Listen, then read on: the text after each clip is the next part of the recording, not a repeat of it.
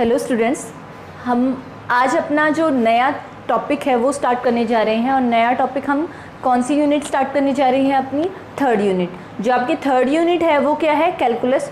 और उस कैलकुलस में सबसे पहला जो टॉपिक हमारा वो है आपका 5th चैप्टर, क्या है? Continuity and differentiability. जो आपका कैलकुलस पोर्शन है ये आपके एग्ज़ाम के हिसाब से 44 मार्क्स का इसके अंदर से क्वेश्चन आते हैं आपके पास। तो आज हम स्टार्ट करें अपने 5th चैप्टर को। तो 5th चैप्टर को स्टार्ट करने से पहले हम स्टार्ट करेंगे उसका इंट्रोडक्शन। तो ये स्टार्ट करते हैं। तो जो आपके 5th चैप्टर उसका नाम क्या है? Continuity and differentiability. अगर देखा जाए तो ये आपने 11th क्लास में पढ़ा था कि कंटिन्यूटी फंक्शन क्या होता है और डिफरेंशिएबिलिटी फंक्शन क्या होता है। जो हमने कंटिन्यूटी फंक्शन था ये हमने एक लिमिट पे चेक करते थे कि हम कोई भी लिमिट पॉइंट निकालते थे। लिमिट पॉइंट निकालने के बाद उसकी वैल्यूज़ को क्या करते थे? सेटिस्फाई करते थे, है ना। तो लेट कर लेते हैं ऐसे ही, क्योंकि हम कंटिन्यूटी की बात करें तो सबसे पहले हम कंटिन्यूटी ही करते हैं। कंटिन्यूटी, तो कंटिन्यूटी क्या होता है? आपके पास कोई भी अगर एक फंक्शन है f(x), हम हमेशा फंक्शन से डिनोट करते हैं किसी भी कंटिन्यूटी एंड डिफरेंशिएबिलिटी को जब भी मेज़र करते हैं।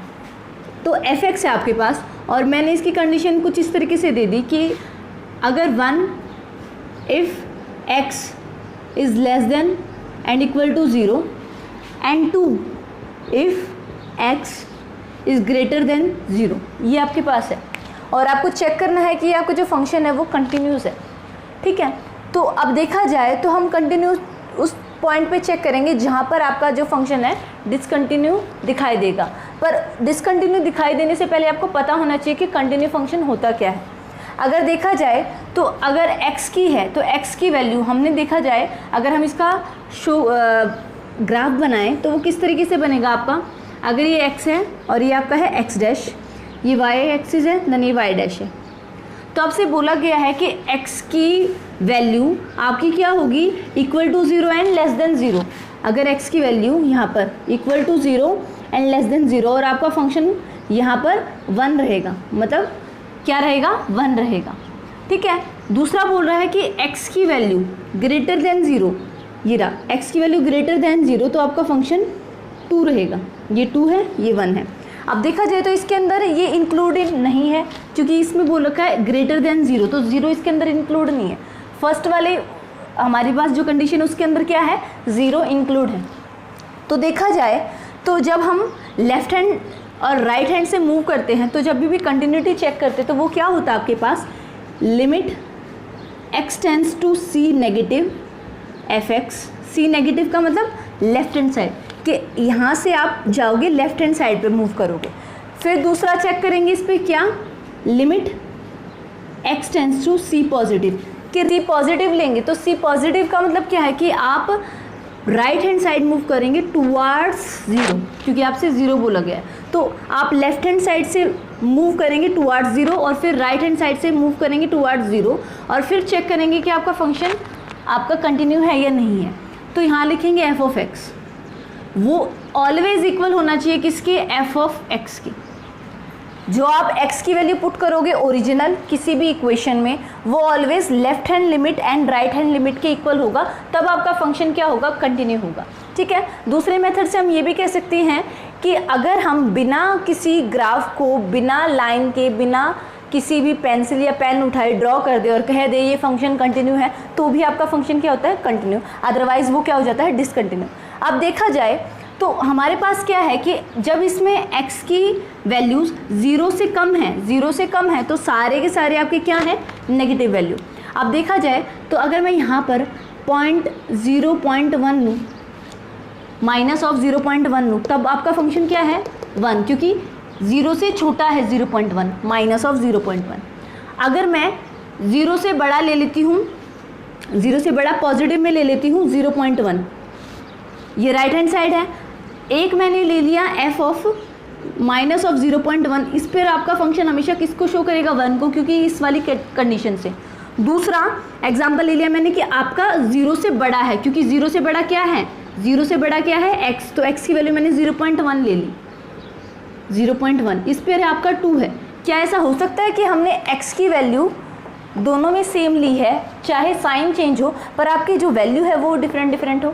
जब तक आपकी वैल्यू डिफरेंट होगी तो वो फंक्शन आपका कंटिन्यू नहीं होगा, वो क्या होगा, डिसकंटिन्यू। तो जो ये हमारा जो क्वेश्चन है वो क्या शो कर रहा है कि ये जो हमारे पास वैल्यू आई है ये क्या है, आपका डिसकंटिन्यू फंक्शन। ठीक है गाइस, देन हम स्टार्ट कर रहे हैं सबसे पहले अपनी डेफिनेशन से, उसके बाद हम एक और एग्जांपल देखेंगे जो आपको शो करेगा कि आपका फंक्शन कंटिन्यू है या डिसकंटिन्यू है। ठीक है, तो जो हमने अभी थोड़ी देर पहले करा था एग्जांपल कंटिन्यूटी का, कि कंटिन्यूटी क्या होनी चाहिए, किसी भी एक फंक्शन की कंटिन्यूटी चेक करने के लिए हमें क्या करना चाहिए कि कोई भी फंक्शन आपका डिफाइन होगा किसी भी डोमेन से, किसी भी डोमेन क्या होता है आपके पास जो आप वैल्यू फंक्शन में पुट करते हो, वो डोमेन आपका क्या होगा, किसी भी सबसेट का हम कोई भी डोमेन पुट करेंगे वो हमेशा क्या होना चाहिए, रियल नंबर होना चाहिए। ठीक है, और अगर वो रियल नंबर है किसी भी पॉइंट सी पर, उस पॉइंट पर हमेशा, मतलब अगर आपने यहाँ वैल्यू पुट करी उस पॉइंट की सी, एफ ऑफ सी पुट करा और वो आपका कंटिन्यू निकला है, ठीक है, तो उस पूरे के पूरे फंक्शन को हम क्या बोलेंगे, वो फंक्शन क्या है, कंटिन्यूस फंक्शन। और वो हमेशा किसको शो करेगा, कंटिन्यूटी दिखाने के लिए हमेशा हमारे पास ये जो फॉर्मूला है ये हमेशा यूज़ होगा। ये फॉर्मूला मोस्ट इंपॉर्टेंट है, ये हमने 11th में भी किया था और ये 12th में भी हमारा यूज़ होगा। क्या होगा कि limit of left hand limit of f x is equal to limit of right hand side of f x is equal to limit of उस पॉइंट ऑफ कांस्टेंट। अगर हमने limit x tend to c of negative, c negative मतलब कि left hand side वाली limit put करी है, मतलब इसमें क्या पुट करेंगे, एक्स माइनस एच। ओके, और फिर ये करेंगे राइट हैंड साइड, तो इसमें क्या करेंगे, एक्स प्लस एच, इस टाइप से। तो अगर हमें कोई भी एक पॉइंट दे दिया, मैंने कहा आपका जो सी पॉइंट है वो आपका ज़ीरो है, अगर वो सी पॉइंट है आपका ज़ीरो है तो ज़ीरो प्लस एच करेंगे हम लेफ्ट हैंड को शो करने के लिए, एंड ज़ीरो माइनस एच करेंगे लेफ्ट हैंड को शो करने के लिए, और ज़ीरो प्लस एच करेंगे राइट हैंड को शो करने के लिए। और जो वो ज़ीरो है वो यहाँ वैल्यू पुट करेंगे एफ ऑफ ज़ीरो। अगर ये सारी की सारी वैल्यू आपकी इक्वल होती है, जो इसकी वैल्यू है सेम वो इसकी वैल्यू होती है और फिर उसकी वैल्यू भी यही होती है, तो आपका फंक्शन क्या होता है, कंटिन्यू फंक्शन होता है। ठीक है, तो इस डेफिनेशन को हम अपनी मेमोराइज करते हुए याद रखेंगे कि हमेशा कंटिन्यूटी चेक करने के लिए हमें ये वाला फॉर्मूला यूज़ करना है। तो आइए स्टार्ट करते हैं एक एग्जांपल से।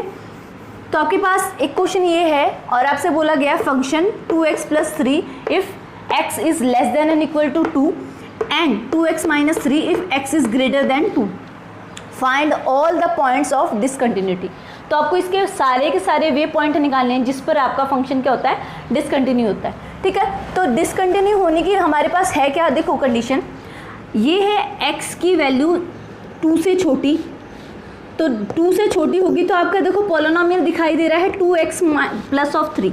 उसके बाद नेक्स्ट वाले पे आता है, ये है 2 से सारी की सारी बड़ी और इसका पॉलिनोमियल है 2x - 3। तो अगर हम इसका ग्राफ बनाएं कुछ इस तरीके से बनेगा। अगर हम 2 की वैल्यू, आपको बोल रखा है कि हमारे पास 2 की वैल्यू कितनी भी लें, मतलब x की वैल्यू हम 2 से छोटी कितनी भी ले सकते हैं, मतलब लेफ्ट हैंड साइड में कितनी भी ले सकते हैं, वो ऑलवेज किसको शो करेगा, 2x + 3 को। ओके, और दूसरा हमारा क्या करेगा कि 2 की वैल्यू कितनी भी बड़ी लेंगे वो किसको शो करेगा, 2x - 3 को। तो देखा जाए तो जितने भी नेगेटिव के इतने हैं उतने ही पॉजिटिव में होंगे, पर दोनों की वैल्यू हर बार क्या है, चेंज है।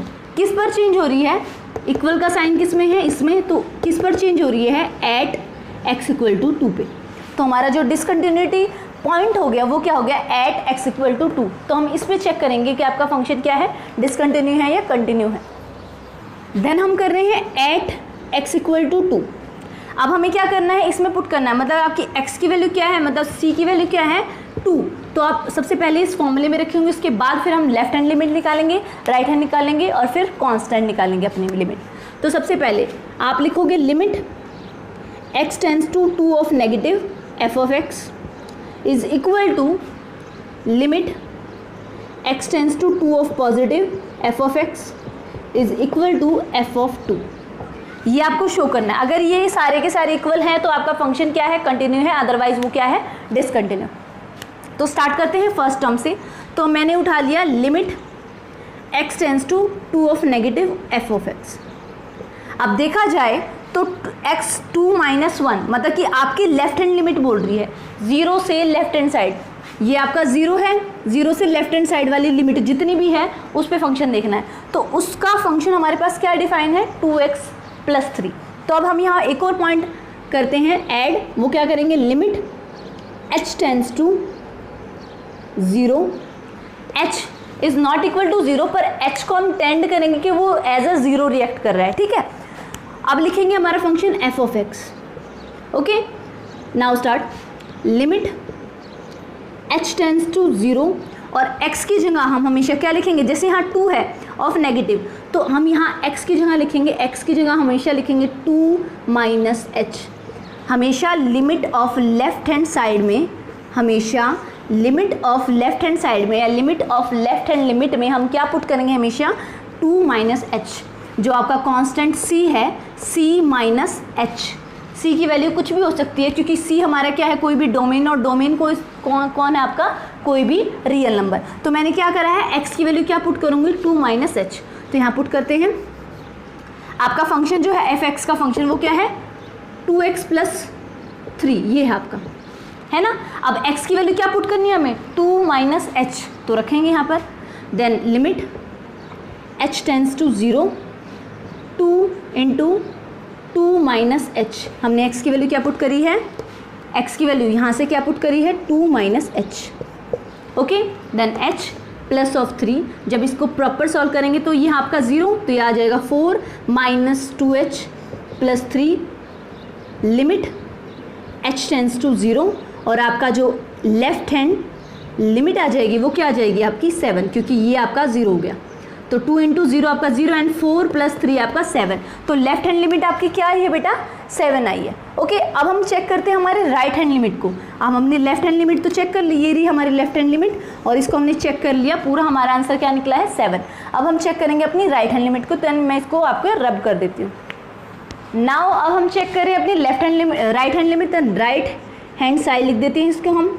तो राइट हैंड लिमिट को पुट करेंगे, limit x tends to 2 of positive f(x), और हमेशा एक और पॉइंट यूज़ करेंगे हम, limit h tends to 0 and f(x), what is x, x is equal to 2 + h, क्योंकि हम हमेशा राइट हैंड साइड में क्या करेंगे, +h।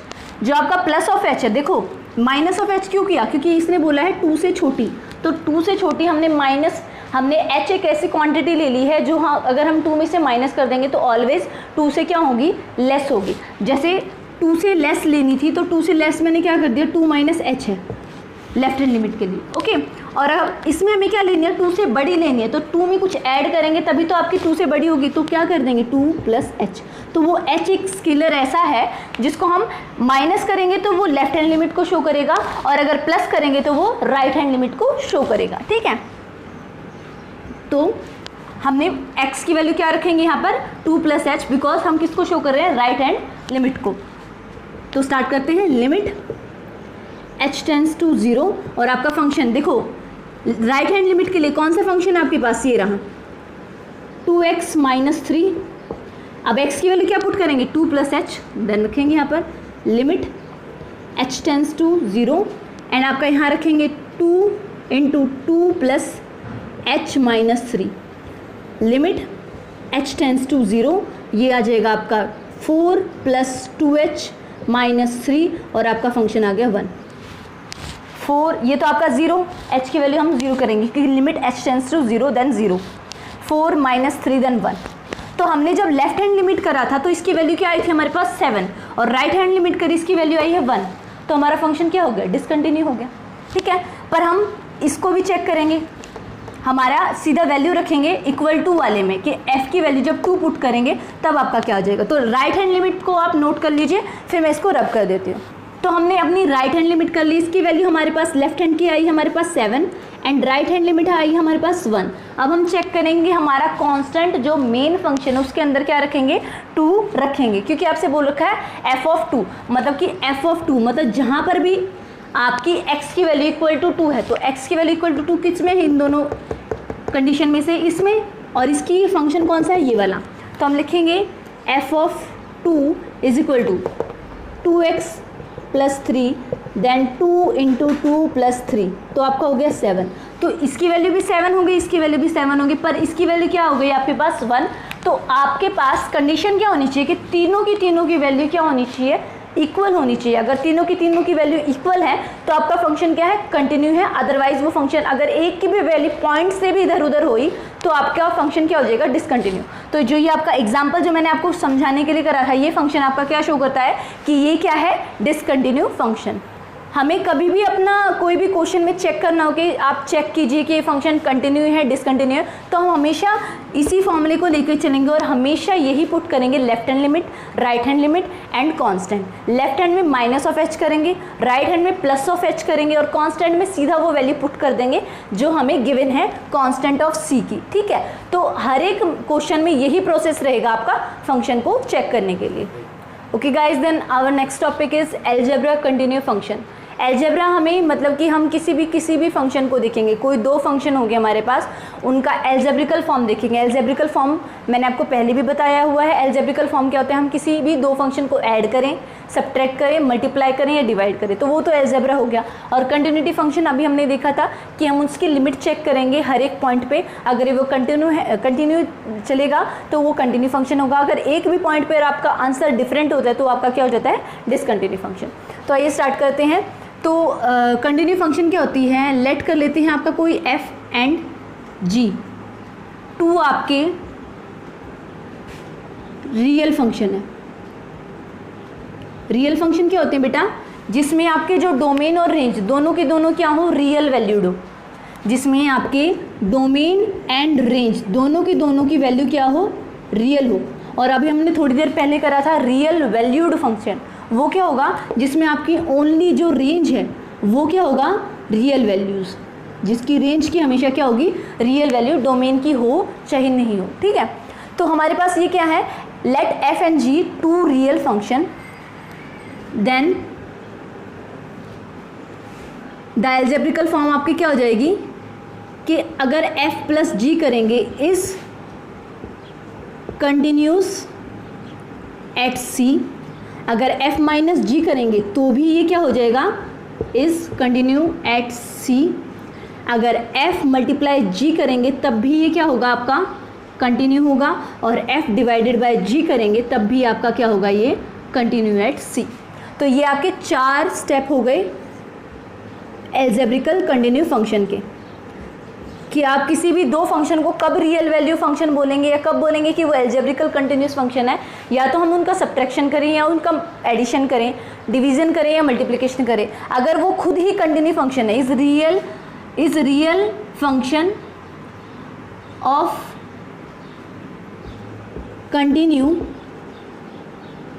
कंटिन्यू एट सी, अगर ये दोनों के दोनों खुद ही जी पर, खुद ही अपने सी पॉइंट पर f और g दोनों के दोनों कंटिन्यू फंक्शन है, तो इनका एडिशन, सब्ट्रैक्शन, मल्टीप्लिकेशन, डिवीजन सारे के सारे क्या होगा हमारे पास, कंटिन्यू फंक्शन। तो एक एग्जांपल से हम इसको शो करते हैं।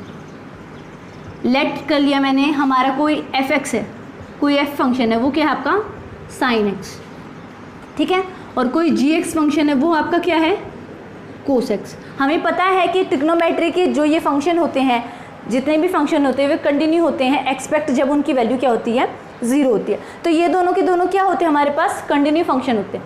तो अगर मैं इन दोनों फंक्शन का f of x plus g of x करूँगी या माइनस करूँगी, तो आपका क्या लिखा जाएगा, ये sine x plus minus cos x। तो अगर मैं एडिशन करती हूँ दोनों फंक्शन का तो भी ये कंटिन्यू है, क्योंकि हमें पता है कि फंक्शन ऑफ ट्रिग्नोमेट्री ऑलवेज क्या होती है, कंटिन्यू। ठीक है, तो कंटिन्यूअस फंक्शन होती है, तो फंक्शन आपका एडिशन करे तब भी फंक्शन आपका क्या होगा, कंटिन्यू। अगर सब्ट्रैक्शन करेंगे तो भी कंटिन्यू। अगर मल्टीप्लिकेशन करते हैं f of x into g of x करेंगे तो sine x dot cos x, तो ये भी क्या होगा आपके पास, इसकी भी फिक्स वैल्यू होगी और इसकी भी फिक्स वैल्यू होगी, तो ये भी आपका क्या है, कंटिन्यू फंक्शन। पर एक और बात देखी जाए हमारे पास कि अगर f of x divided by g of x करेंगे तब आपका फंक्शन क्या कंटिन्यूस बनेगा।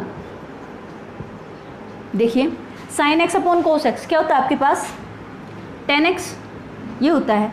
पर अगर मैं कह दूं कि आपकी जो कोस एक्स की वैल्यू 0 है, अगर मैं कह दूं कोस एक्स की वैल्यू 0 है, तो क्या ये फंक्शन कंटिन्यू बनेगा, नहीं बनेगा, क्योंकि नॉट डिटरमाइन हो जाएगा। ठीक है, एक्सपेक्ट आपका 10x भी क्या होगा, कंटिन्यू फंक्शन होगा। Expect cos x is equal to 0, ठीक है। कोस x अगर 0 नहीं होगा तो आपका फंक्शन क्या है, कंटिन्यू है, otherwise okay. Then except cos x is equal to 0, कि कोस x की वैल्यू 0 जहाँ पे होगी उसको छोड़कर बाकी सारे फंक्शन आपके क्या होंगे, कंटिन्यू, ठीक है, अगर डिनोमिनेटर में होगा। अगर हम बात करें gx upon fx, gx upon fx, तो आपका फंक्शन हो जाएगा cos x upon sine x, और ये क्या बन जाएगा आपका कोट x। अब कोट x क्या हो जाएगा, वही कि आपका जो साइन x है, साइन x उसकी वैल्यू 0 ना हो, उसकी वैल्यू 0 ना हो,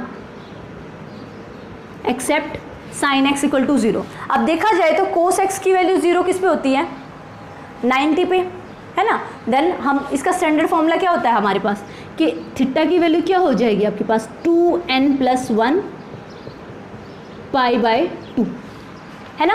ये आपका स्टैंडर्ड फॉर्मूला कि मल्टीपल ऑफ 90 पे आपका क्या होगा, कोस x 0, 180 पे 0, तो जितने भी मल्टीपल ऑफ आपके 90 होंगे उस पर क्या होगा आपका फंक्शन डिसकंटिन्यू, अदरवाइज आपका क्या होगा, कंटिन्यू। और अगर इसमें देखा जाए साइन x इक्वल टू 0, तो साइन x की वैल्यू 0 किस पे होती है, किस पे होती है, n π पे, है ना, n π पे। तो x की वैल्यू क्या हो जाएगी, n π पे आपकी क्या हो जाएगी, डिसकंटिन्यू हो जाएगी, अदरवाइज आपकी क्या होगी, कंटिन्यूस फंक्शन। तो ये आपका था अलजेब्रा कंटिन्यू फंक्शन।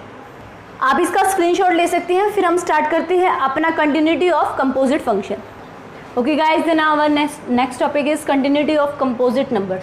तो कंटिन्यूटी ऑफ कंपोजिट नंबर क्या होता है आपके पास, लेट कर लेते हैं, क्योंकि हमारे पास कंपोजिट नंबर है, मतलब कि आपके मोर देन 2 होंगे, तो हम कर देते हैं f(x) है आपके पास, लगा लीजिए sin x है, एग्जाम्पल से ही समझा रही इसको। फिर आपके पास g(x) है, वो आपके पास x² है।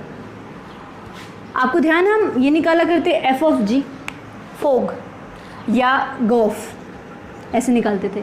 वो क्या होता था आपके पास, हम इसको यूज़ करते थे, किस में यूज़ करते थे, इन्वर्स ट्रिग्नोमेट्री में, एंड और इस किस में यूज़ करते थे, रिलेशन एंड फंक्शन वाले चैप्टर में। तो वही चीज़ यूज़ होगी आपकी कंटिन्यूटी ऑफ कंपोजिट नंबर में। अगर आपसे बोल दिया जाए f(g) मतलब कि फोग, तो function of x multiply with function of gx, ये होता है ना फोग का मतलब, कि जो आपका पीछे है वो तो आपका इनर फंक्शन होगा, और जो बाहर है आपका फर्स्ट पॉइंट है वो आपका क्या हो जाएगा, आउटर फंक्शन, जो मेन फंक्शन को शो करेगा। उसके बाद f(x) की वैल्यू क्या है, साइन। अब यहाँ पर होना चाहिए x, तो आपका क्या हो जाएगा g(x), यहाँ लिखेंगे g(x). अब g(x) की वैल्यू क्या है, x², देन साइन x²। तो मैं लिख सकती हूँ कि आपका f(g) करेंगे जब f(x) और gx का जब हम f(g) निकालेंगे, मतलब इनका फॉग रिलेशन निकालेंगे, तो वो क्या हम निकलेगा आपका साइन x², है ना। तो हम कह सकते हैं कि आपके पास f(x) और gx दोनों के दोनों रियल वैल्यूड फंक्शन है। रियल वैल्यूड फंक्शन दोबारा यूज़ हो गए हमारे पास, रियल वैल्यूड फंक्शन। तो रियल वैल्यूड फंक्शन क्या होते हैं हमारे पास, जिसमें आपका जो रेंज होता है वो क्या होता है, कोई भी रियल नंबर। और रियल फंक्शन क्या होते हैं आपके पास, जिसमें आपका डोमेन और रेंज दोनों के दोनों क्या होते हैं, रियल नंबर, ठीक है। तो ये हमने एक एग्जांपल ले लिया, तो f(g) दिखाएगा। तो हम कह सकते हैं कि आपका जो कंपोजिट नंबर है, कंटिन्यूटी ऑफ कंपोजिट नंबर, वो क्या होगी, अगर कोई फंक्शन f(x) है वो कंटिन्यू है किसी gx पे, और gx c पे है, तो f भी c पे कंटिन्यू होगा, ठीक है। अगर कोई फंक्शन f(x) है वो कंटिन्यू है gx पे, और gx सम कांस्टेंट पे कंटिन्यू है, तो f वाला आपका c पे क्या होगा, कंटिन्यू होगा। तो आपकी कंटिन्यू ऑफ कंपोजिट नंबर की डेफिनेशन ये होगी। तो मैंने आपको यही बताया था, अगर कोई आपके पास f एंड g दो फंक्शन है आपके पास, और दोनों के दोनों रियल वैल्यूड फंक्शन है, अगर कोई gx किसी c पर कंटिन्यू होगा और f(x) आपका gx पे कंटिन्यू होगा, तो आपका f(x) कंटिन्यू एट c, तो f(x) आपका कंटिन्यू एट c पे होगा। तो कंपोजिट नंबर की आपकी यही थी, कंटिन्यूटी ऑफ कंपोजिट नंबर की डेफिनेशन थी, और यही यूज़ करेंगे हम क्या निकालने के लिए, फॉग निकालने के लिए, ठीक है। तो जो आपका इंट्रोडक्शन है ये आज ख़त्म होता है। स्टार्ट करेंगे हम अपनी एक्सरसाइज कल। आप मिलिए इसी वीडियो में हमारे साथ, नेक्स्ट जुड़े रहिए, और तब तक के लिए पढ़ते रहिए।